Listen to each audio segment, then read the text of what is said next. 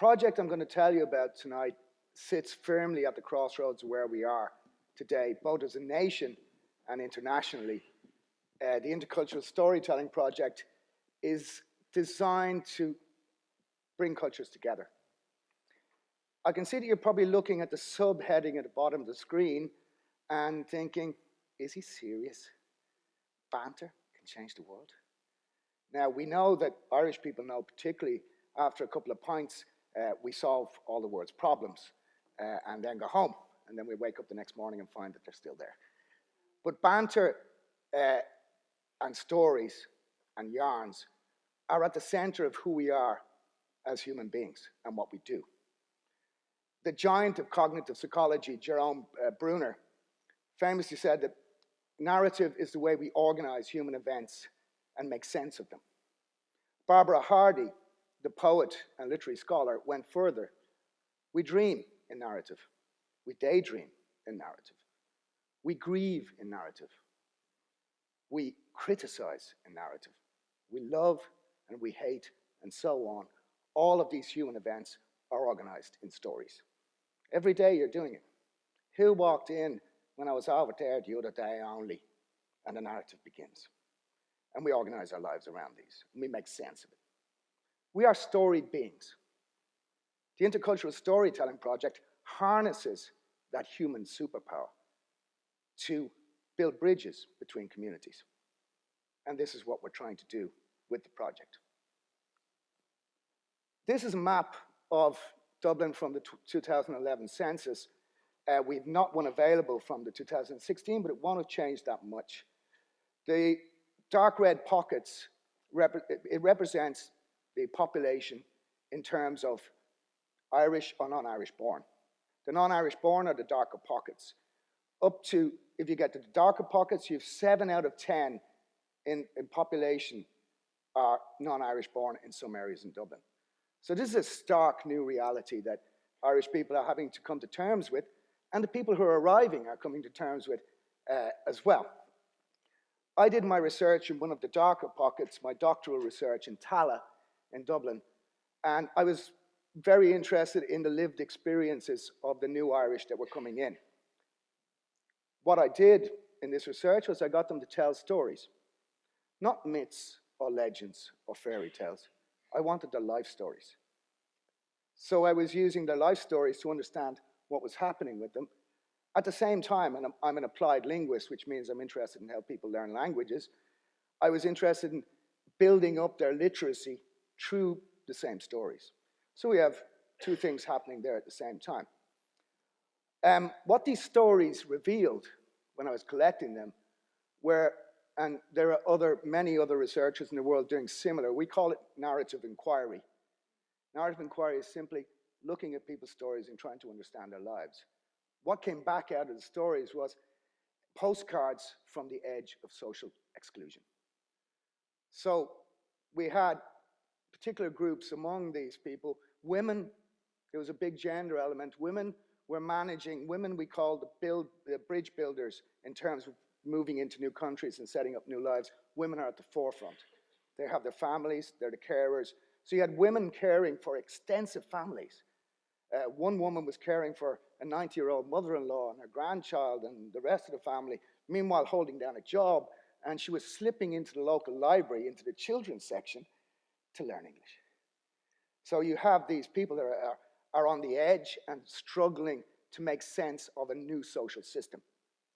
So you have people that are trying to make sense of a new educational system for their children, trying to make sense of how do I talk to a doctor in a language I don't know? How do I talk to my teachers, the child of my teacher, the teacher of my child, rather? And all of those social systems that are new, they are parachuted into a new social system. Also, we imagine that these communities, and I'm sure there may be some people among the communities here tonight, we imagine that they're a homogeneous whole, that somehow all of the Polish people know each other, and all of the Chinese people are hanging out together over there, and all of the kind of the Latvians are over here, and they're all cool together, and everything's happening. It's cool. In my research, this turned out not to be always the case. One Chinese lady I was talking to, we have a big Chinese New Year festival in Dublin, she had been in Dublin for 4 years. And I said, so you go to the Chinese New Year? She said, never heard of it. I said, so do you socialize outside your family? No. So the only 2 or 3 people she was socializing with were her husband, her child, and her mother-in-law. So what we have here are people who are separated from the host community, which is us, or Ireland, but also segregated from their own community. So you have what's called a double dislocation, which is a double separation. They're separated doubly. And this is quite challenging. While all this is happening with our new communities, and only to some members of it, we must be clear, some people are very happily settled in and integrated and it's all going well, but there are people I've met that aren't. It isn't going well. But while all that's happening, in the communities themselves, the more settled members, let's call them, of the communities, they're kind of suffering a little bit of a siege. And there's been research into this, particularly in Dublin. They've kind of done research with the people in the local communities, and they feel a little bit under pressure. You could almost say there's a certain amount of social exclusion for them as well, if you wanted to push it far enough. And they have a mistrust of newcomers.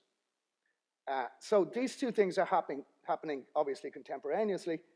And I was looking for a way, when I had worked with my migrants, I thought, okay, we can use these stories in another way. How could we get the stories? Could we put them together with members of the local community and get both of them to share their lived experiences? And how would that work? How would I be able to do that? I had built a model based on our newcomers. Would it work with us? Would we be able to sit down with them and share those stories? I tried it out. This is the kitchen of a small community centre in Dublin, the Barbara Ward Community Centre, in Dublin 3, which is one of those pockets where you have up to 7 out of 10 people that may not be born in Ireland. And this is Kathleen and Ajit sitting down there and other people. Now, I tried this out. I said, okay, let's put them down and see if we can get stories together. So what's happening here is Kathleen is telling her story to Ajit in the foreground. Ajit is taking notes of her story, and Kathleen does the same about his story. So they are co-authoring or co-writing their stories. They go home with the notes they've taken, they write it out, and then they come back the next week, read what's happened the week before, examine and make sure it's all okay. Now, what's happening here, what intercultural storytelling does, is it's community building, to start off with. It is building up the people from the new communities, it's building up their literacy and their English language skills, quite powerfully, actually. And for the people of the more settled community, it is informing them of the lived experience of the person in front of them. What happens from that is these two people then go back into their communities, such as they are, and they relate, oh, the other day I met a Jits and he told me this story, and you know, and it was really amazing. And so it's bleeding back into the communities, into both communities for a start. And this, we're kind of hitting 2 birds with the 1 stone here. So that's social exclusion on the one side from our new Irish friends, and the kind of mistrust and siege of our local community, we're kind of tearing that apart. We're disrupting it. It's very simple to administer this storytelling. Themes are given out every week. So I give them, this storytelling, this particular cycle went on for 12 weeks. And we would meet for 2 hours. And it's nice because it's a kitchen. If anybody wants to try this out, I would recommend the kitchen. The kitchen is where all the stories were told. When I grew up, everything happened in the kitchen. All of the stories from the family, from other people outside, they all come into the kitchen. It always happened there.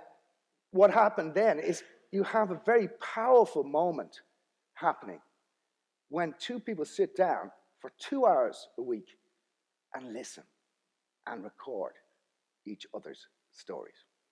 A very powerful bond builds up between them for a start. It's something we probably don't do an awful lot of in the modern world, is listen.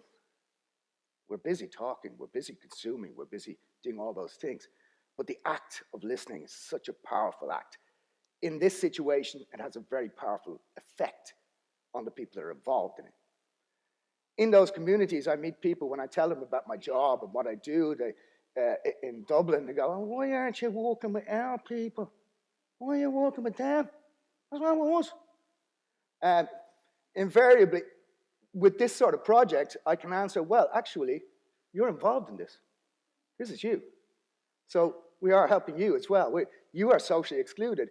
These are areas of our city and our towns around Ireland as well that are socially excluded themselves, that have been neglected for a long time, that may have their own problems and their own issues. So it is a two-way model. And in fact, the Council of Europe, the stated position on integration is a two-way model. I cannot ask somebody, oh, he should be integrating with us.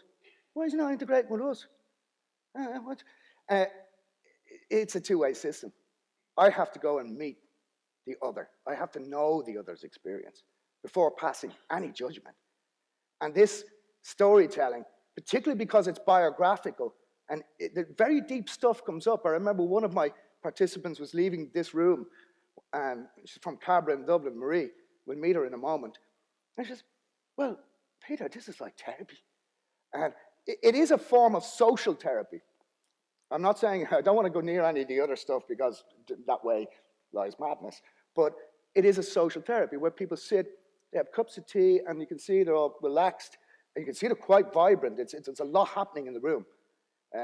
And the only expertise needed for this activity is that human superpower of banter, stories.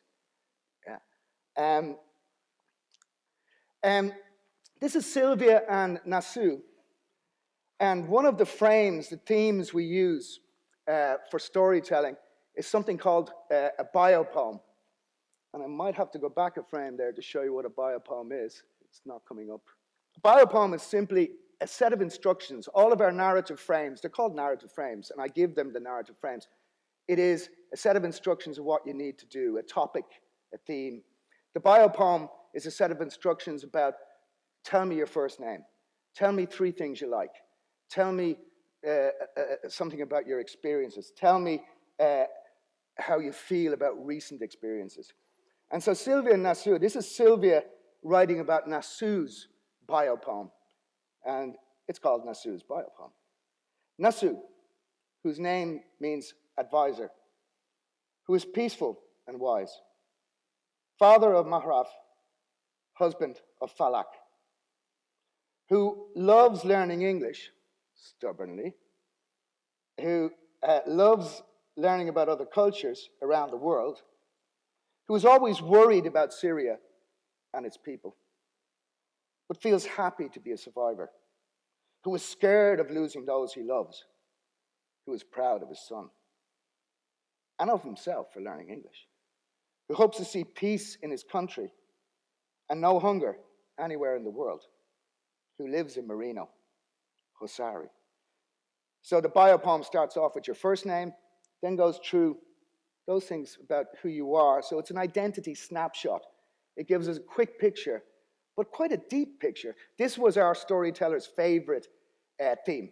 All of my storytellers said they loved this because it brought them very close to a person in a very, very, very short space of time. Now that is Sylvia and Nasu. I'm going to do the opposite now. I'm going to introduce you to 2 more of our storytellers, Marie and Marek. Marie is from Cabra, where I come from in Dublin, and Marek is from Poland. And this is Marek's photograph of Marie, Marie's biopoem.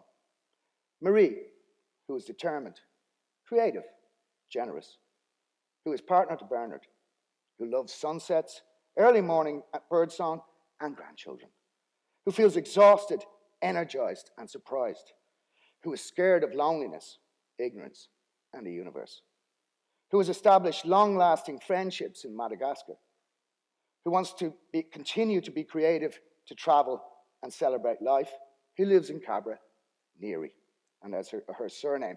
So people are getting very close in these encounters, even though the first encounter, I remember the first time we did this together, these were people who had never met before in their lives, from different cultures, but yet were able to sit down and use this superpower, this banter superpower, to become close. And that is something that we possibly use more in our lives. This is Lara and Kitman. Kitman is from Iraq. Lara is an English woman living in East Wall in Dublin. So the idea of having somebody local, they don't have to be local, fifth generation Dubliner, you know what I mean? They can be people who are more settled locally. So I remember Lara said to me, but I'm not Irish, I can't tell about it. No. You are more settled. You're bringing the other person into the fire. You're nearer the fire, you bring them into the fire. And that's the way it works. Built into my stories, I asked them to reflect on their stories. I said, look, one of the themes I gave them, I said, look, can you tell me? I wanted to know what was happening with them, what was happening in their telling, what was happening in them inside their telling, because I couldn't always eavesdrop on it. And Kitman here, this is Kitman's feedback. And of course, for somebody who's learning English, this is a very powerful way of improving your language skills and your literacy skills. But also, Kitman uses an interesting word here, socialized. And this is exactly what we were aiming at, trying to socialize people and learning from friends' stories, because stories are the way we learn, very simply. So all of this was happening. Other impacts that have come out of the intercultural storytelling experience are, it's spreading. It's spreading pretty quickly because it's so simple to do. Dublin City University, the intercultural faculty, Dr. Veronica Crosby, having found out about this, came to me and set up an intercultural storytelling in Dublin City University. She took 25 refugees from Mosney, and these people are really isolated. Here we're into real social exclusion, and brought them into the campus of Dublin City University, which is the first university of sanctuary in Ireland. I think Limerick has just become a university of sanctuary.